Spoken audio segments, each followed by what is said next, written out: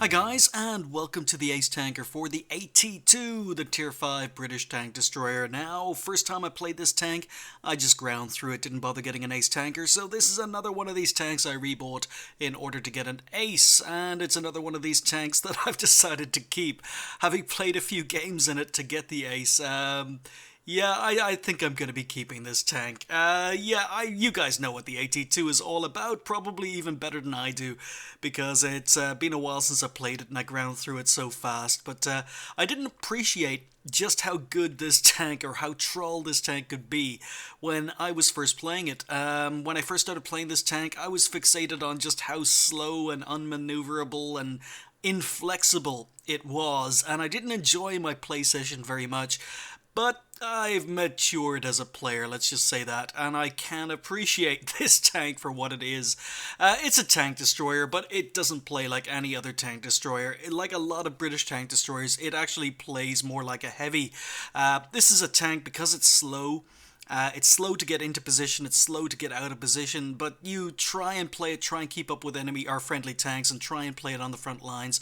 I think you get the best results, or at least I do, if I play the AT-2 like a heavy tank as opposed to a tank destroyer. But it's an amazing troll machine. It gets 203 millimeters of armor on front, which at tier 5 is absolutely ridiculous, as I'm sure you guys already know. There are a couple of weak spots. For example, the Commander's Cupola, like most British tank destroyers, is a weak spot, but it's rounded, so really shots need to hit directly into the cupola in order to pen it. If they hit slightly to the sides, there's a good chance the cupola can bounce shots. Probably the weakest place on the front of the tank is the actual gun mantlet, the area around the gun. This is spaced armor, but there's no armor behind it, so it can be penetrated. I'm not quite sure what the armor values are, but it is a weak spot. So if you're facing these things straight on, finding it difficult to pen the Commander's Cupola, aim for the gun, shoot for the gun. Not only are you going to damage the gun, not only are you going to damage the gunner, but you're also going to be able to penetrate and damage the tank. The side armor, ridiculously good as well for a tier 5. It gets 101 millimeters of side armor, and the rear of the tank is also 101 millimeters. The traverse speed is slow. The tank is slow. It's, as I say, it's situational. It's a slow tank, so a lot of maps don't suit it. Big open maps don't suit it. And I think if you try to play this like a traditional tank destroyer, it's not going to do very well, because if your team are very, very good, it means that you're going to be left behind. There's going to be nothing to shoot. You can't keep up with the action. If your team are pretty bad, yeah, it's not a flexible tank, and if you find yourself outnumbered against enemy tanks, then yeah, AT-2 can suffer, especially when it isn't top tier. But when this tank is top tier, like in this particular game, it's just an awesome tank.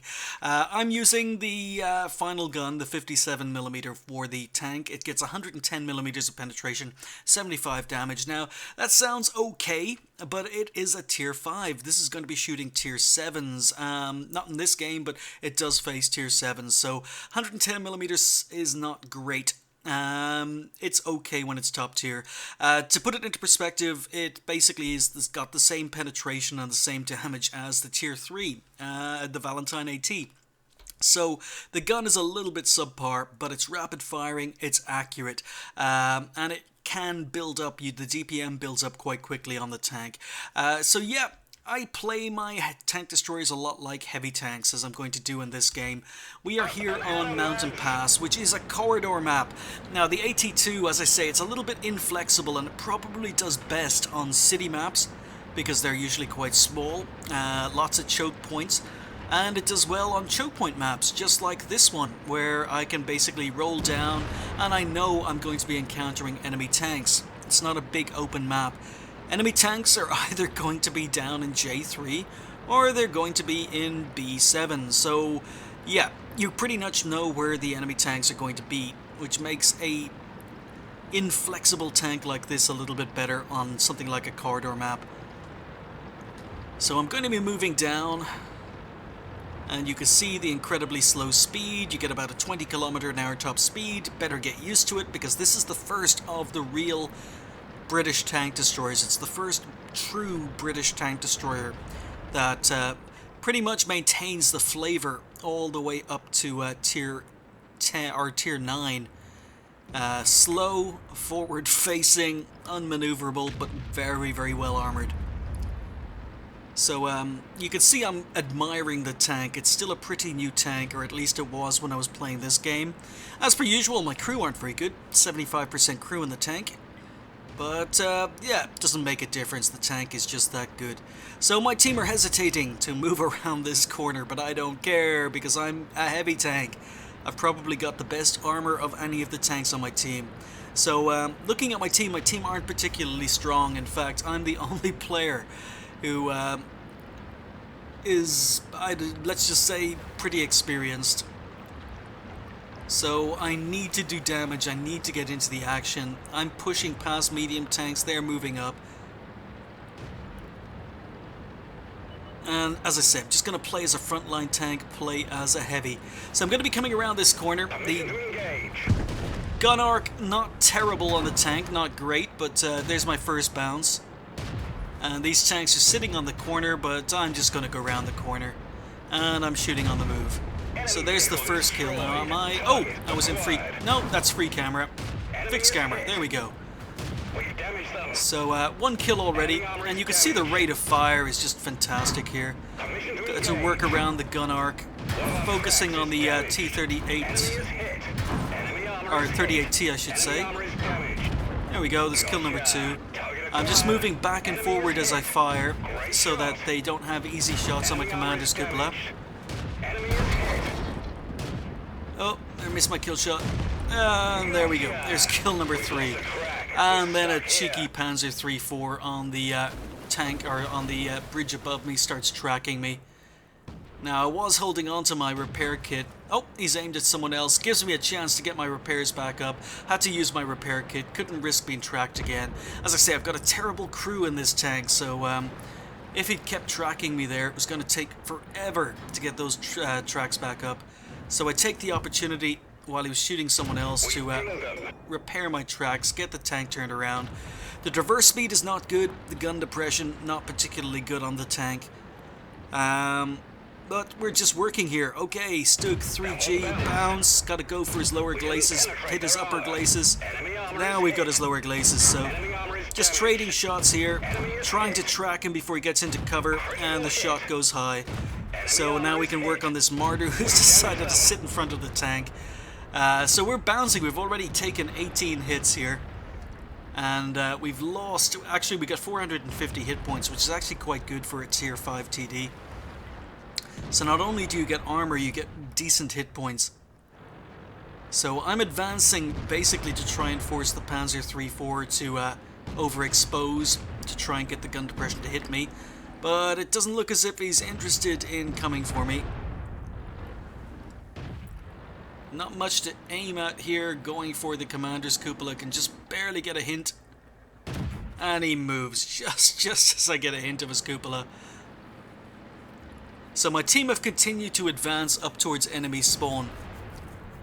And I'm starting to think that this game is going to be a win. It's going to be an easy win. We've got tanks moving into their spawn. We've got tanks defending. And we finally get a shot into the Panzer III-4. So I'm a little bit hesitant to go back. We are under pressure. There are lots of tanks rolling over to our spawn. But there's a KV-1 on the bridge to my right. There's a Panzer III-4 on the bridge to my left. So I've got to take the risk, and just as I take the risk, the KV-1 advances, so I've got to turn. Look at the slow traverse speed. And this guy's firing HE. So we're going to go for a track. We don't want him retreating into cover. So I'm bouncing, bouncing, bouncing, and I switch to premium ammo. So look at the rate of fire, look at the DPM, this guy's firing HE, 0 damage again. And we could just tear this guy down. Now I am firing premium, but I needed it. You saw that none of my regular AP were able to pen him at that angle. But yeah, in case you haven't noticed, it is 3 versus 6. Rest of the team has collapsed. And I'm slowly reversing, slowly trying to go back to defend. Now it is 2 versus 6. A little bit hesitant about getting flanked, but I've got to turn around. Look how slow this traverse speed is. This is a frontline tank. Ideally, you want to keep tanks in front of you. This tank actually never existed. This is a blueprint. Never actually existed. It was scrapped whilst in design phase.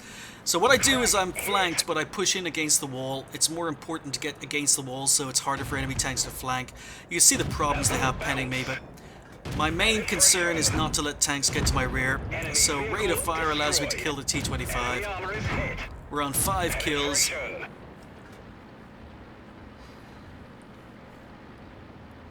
So still 2 versus 5 now.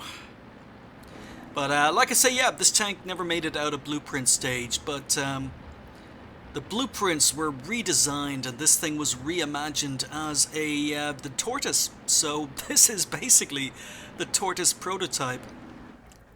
Oh, and a full health KV-1, so let's go for the track shots again. Now this time I can pen him. At this angle, he's side on, I can pen him with regular AP. So again, making use of my ammo choices, trying to set him on fire. So, getting hit by a Chinu. Oh, and now a Panzer III-4 has come down, so focus on him, don't want to be flanked. Take him out. KV-1 is still tracked, so we go back to work.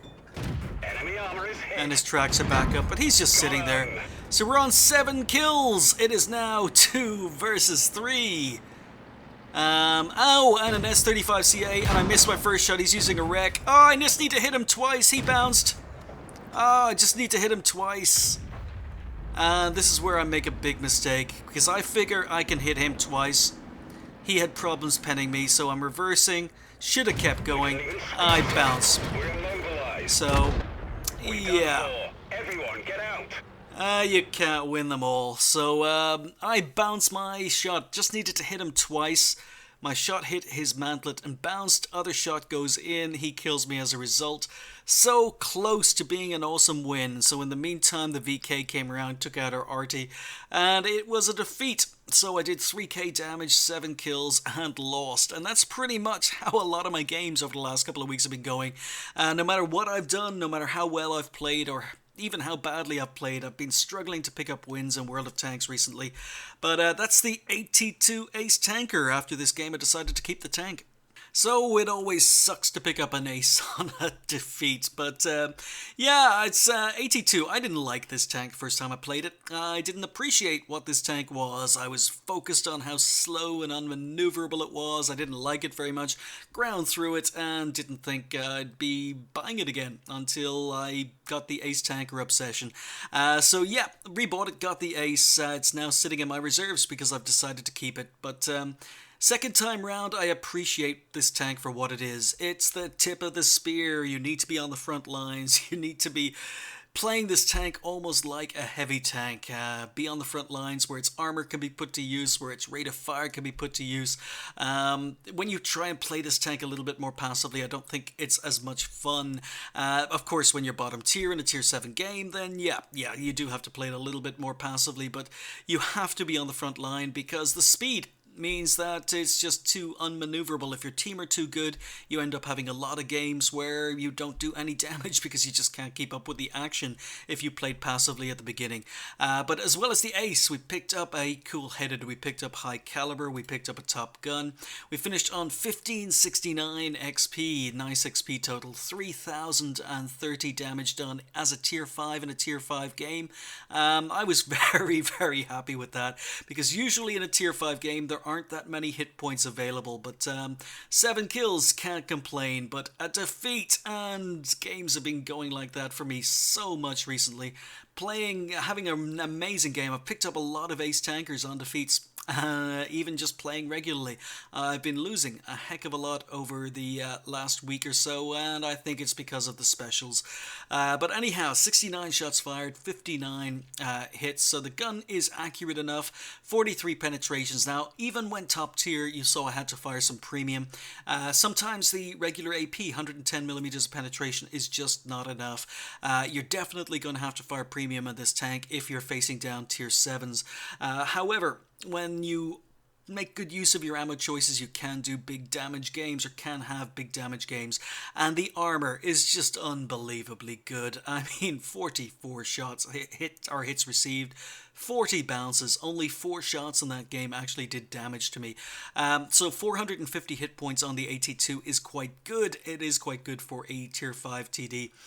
So we blocked potential damage of 4,350 damage.